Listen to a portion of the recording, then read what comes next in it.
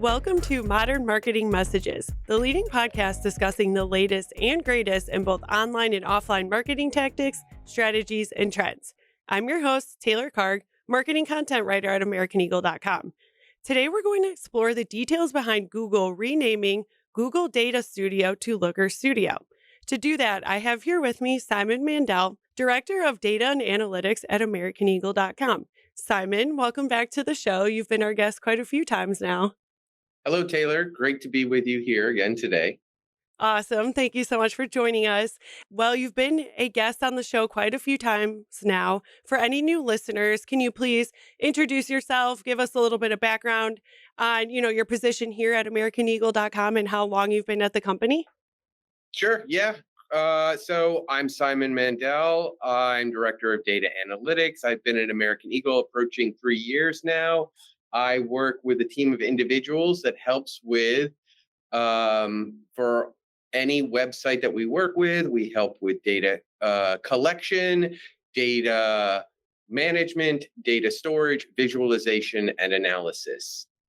Wow. And you guys have a few people on your team now. I feel like since you've been here, you've kind of, grown grown our data and analytics department a little bit. We have had the chance to do that. So since I've been here, we now have grown a department to 4, maybe soon 5 individuals, all of them helping out with analytics audits, creating events and goals in data sets, and doing a lot of help with just the analysis and the reporting for clients all across the company. Awesome. Yeah, I'm glad, you guys have been able to grow a team because I know it's extremely helpful to our clients. So just jumping right into today's topic, let's first talk about what Google Data Studio is so that people can understand, what the tool is and what it's used for.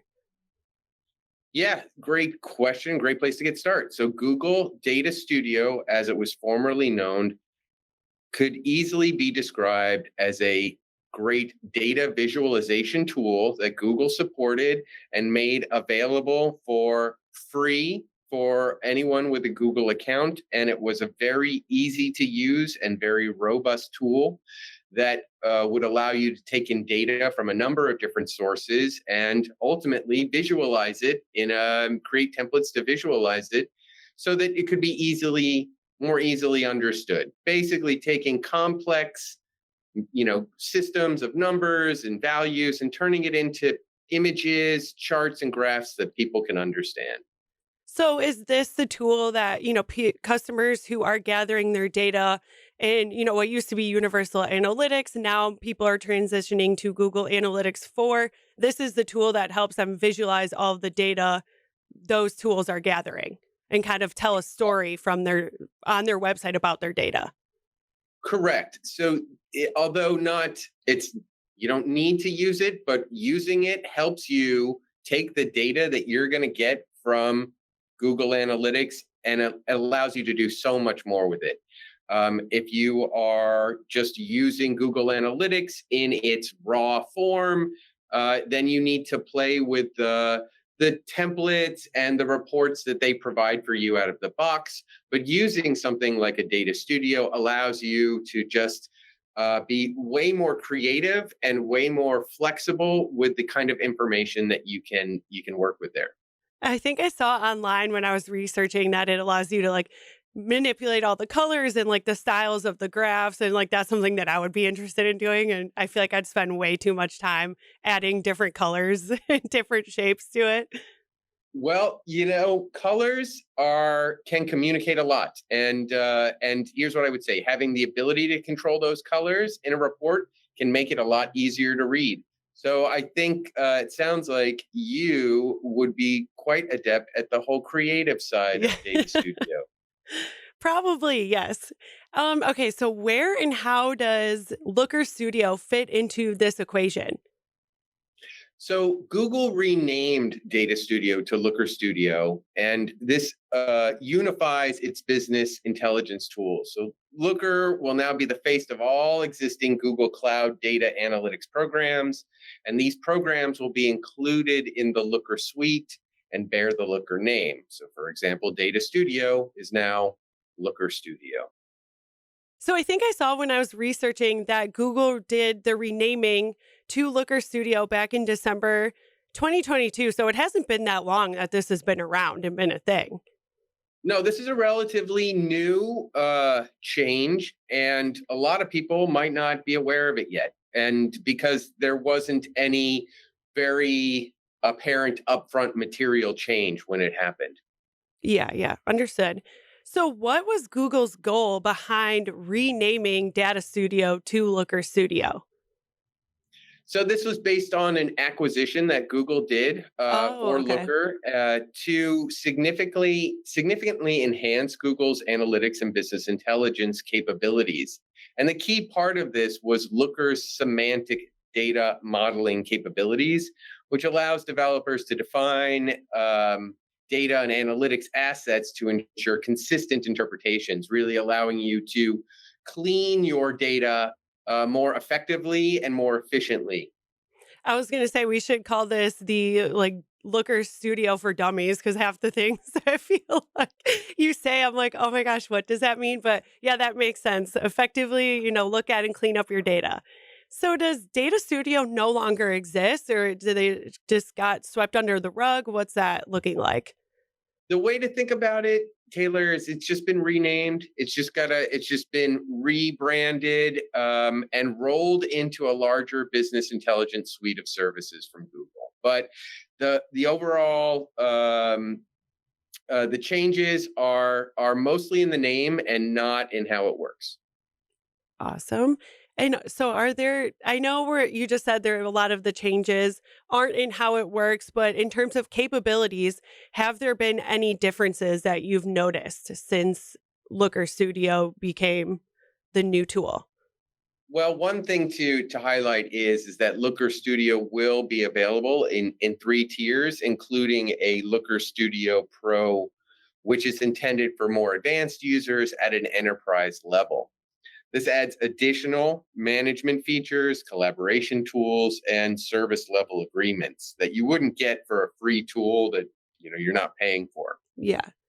Google plans to integrate this enterprise version with another product they have called Dataplex, which is a data management environment. If you've heard terms like data lakes or or data warehouses, this is a all-encompassing service that Google will be providing and incorporating into this in the future that will enable data lineage and metadata visibility, which is really just another fancy way of saying a way to get data from lots of different sources that would normally be very complex to organize and to keep updated. This new Dataplex tool that will be integrated with Looker will help with all of that. So is that what like a data lake or a data warehouse is just like a large amount, complex amount, or can you explain that a little bit? Yeah, so the way to think about it, just putting it in terms I think that we can understand, it's if you wanted to get all the data that your website accumulated over a year, or if you are working with a streaming service that is taking on lots of information from multiple users, you need a place to, and if you want to collect this data and analyze it, you need a place to warehouse it. You need a place to store it. You need a Okay. place where it can be safe and protected, but still has a door open for people like myself or other people who want to ask questions of this data. Hey, I'm curious about this particular segment of traffic. How are they trending? Or I'm curious about this particular piece of content on my site. Are people viewing that? And how has that been trending over time? The only way to get these answers is to have this data securely warehoused somewhere. And a common term for systems that do this are now as a data lake. So if you hear Okay. that, that's what Yeah. it's referring to. Wow. Okay. So is the version of Looker Studio that can connect with the Dataplex tool, is that like a more premium version? Do you have to pay for that? You said, there's multiple tiers. That will be a Looker Studio Pro version that's going to integrate with the Google Cloud Management Platform, and you'll be able to manage your Looker Studio suite via the cloud, their Google Cloud system. Awesome. Gotcha. So is normal Looker Studio capabilities free to use? You can sign up and, start using it for your website? Correct. There's still a free tier for Looker Studio, and all you need is a Google account to start working there. And then once you have it, it's very easy to connect it to whatever data source you're working with, Google Analytics, or maybe even a spreadsheet, a large spreadsheet of downloaded data. You can connect that to Looker Studio, and then from there, start changing it into all the charts and graphs or trended lines you need to help communicate what is the story of this data. All the colors and shapes. um, so we talked about the Pro. Is that the most premium version that you can get? And do you know how much off the top of your head? I'm sure I could research it too, how much this costs. So the enterprise service will be at different tiers, and it might. I think pricing depends on usage. I haven't checked any updates on pricing lately, but between the free service and the pro service, there should be something that's accessible for anybody who wants to get into data visualization. And I would encourage people who aren't using a tool like this and are curious about where they could get started. I still think that Looker Studio is a great place to explore and experiment with your first data visualizations. Yeah, I think that makes sense too. And I think, once you kind of understand your data and understand how to use Looker Studio, then you'd probably want to get more into, the enterprise and more capabilities and all that stuff. Cause I feel like it could be a bit overwhelming trying to learn all of that if you're not really sure what it means and how to use it. Well, I would definitely say that data is everywhere, and I think it's not an uncommon story that people are struggling to understand and manage their data. I think Looker Studio provides a number of tiers where no matter where you're at with this, you'll be able to connect it and get an elevated understanding of what you're working with. Yeah, I gotcha. That's awesome. So, this kind of segues nicely into my next question of have people reported any roadblocks or limitations while using Looker Studio yet? Or is it, too soon to tell? Well, there have been some people surfacing in message boards around quota limitations, quota errors for Looker Studio reports that are connected to GA4. Now, this is specific to the GA4 data set. Ultimately, what this means is that Google has put a consumption cap, a quota limit. Basically hey, you can only access this much data in Looker Studio via our Google Analytics for API. So a lot of people have been complaining that they've been opening up reports and they see their charts where they expected to see their charts and graphs. They're just seeing an error message that says you've hit a quota limit. Oh, geez. And as you can imagine, this has been very frustrating and very time consuming for people who are trying to run complicated reports or just get quick access to information. And we have worked with a couple of different solutions to get around these quota limits, some to varying degrees of success, depending on what the scenario is. One of the ones is to use a dedicated data hub that allows for exporting of data. Sometimes you can extract data, just park it into a spreadsheet and run some reports for there. However, larger data sets may require a real dedicated data storage solution like we were talking about, like a data lake. Google has a tool or a product called BigQuery that is part of this overall Google Business Intelligence suite that is expected to work very well with Looker Studio, Google Analytics, and help get around these quota issues. So is the quota issue for all tiers of Looker Studio, like, from the free one to the premium one, or is it mainly people running into these quota issues have the free version? So where we've been operating in that initial tier, and this is where we've experienced it and where we've seen other people come into that issue. We are not currently operating on a pro version, so I don't think I can't say for sure whether or not you would come into the same quota issues. The bottom line there is likely no, because at that pro version, what you're going to be doing is, as I said, you're not going to be accessing the data in real time directly from Google. You're going to extract it, like I said, park it somewhere so that you can have it in a secure place, and that would get around because the quota issues, because you're just pulling it from a place where you already have it secured. Yeah. Okay, makes sense. So this is just a random question I thought of while you were talking. And so because this is, a new name change and it's encompassing, a whole umbrella of products, where do people like you go to for questions? Like, I feel like, going through this and trying to learn, navigate these roadblocks or navigate new tools, how do you learn like what to do? That just seems very overwhelming to me, is trying to figure out a new tool and running a team and trying to have them know what to do.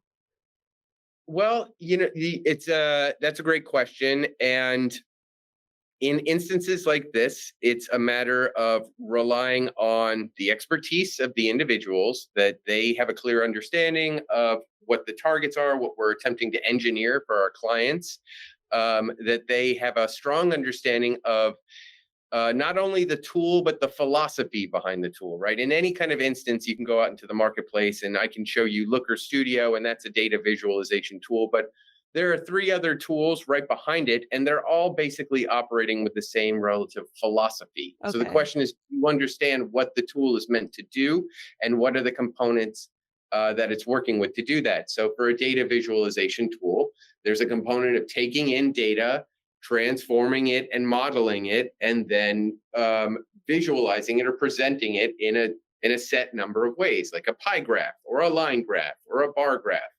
So you've got to understand the path of which the information is going to take, and then you need to you need to understand how the particular tool that you're using is expected to allow you to implement that path.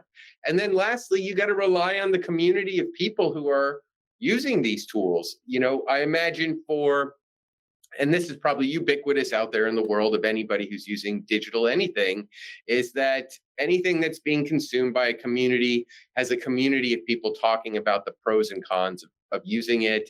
And for those of you who are familiar with software development, you might be familiar with a website or a company called Stack Overflow, which is really just a giant website of people who are asking and answering questions about all different kinds of computer language challenges, or how to solve common or uncommon software development problems. And for us who are doing data engineering and data visualization, it's very much the same process.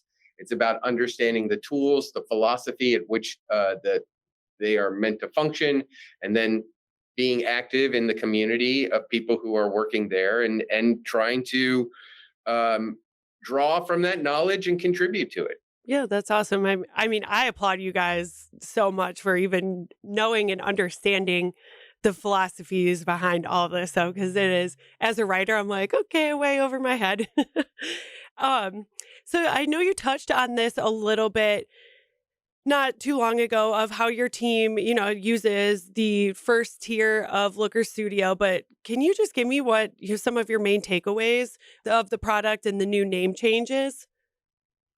So, yeah, the takeaway would be something that sounds like this. The product is a very good it's a product that comes with my recommendation for anyone who wants to understand data visualization, anybody who wants to accelerate data visualization, or anybody who doesn't know where to get started with it. If you take away something from this conversation, it's that it's, although not essential, it's definitely an enhancement of anything that any data engineer or data analyst is doing.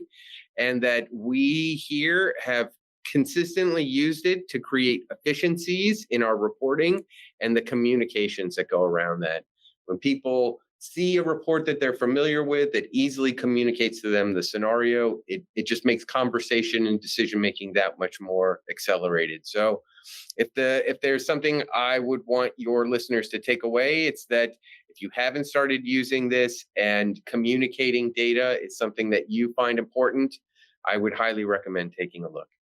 Awesome. Well, there you have it, folks. Simon, thank you so much for joining me again today. I learned a lot about just even how to use Looker Studio, and I'm sure this is something that many people can benefit from. So thank you so much.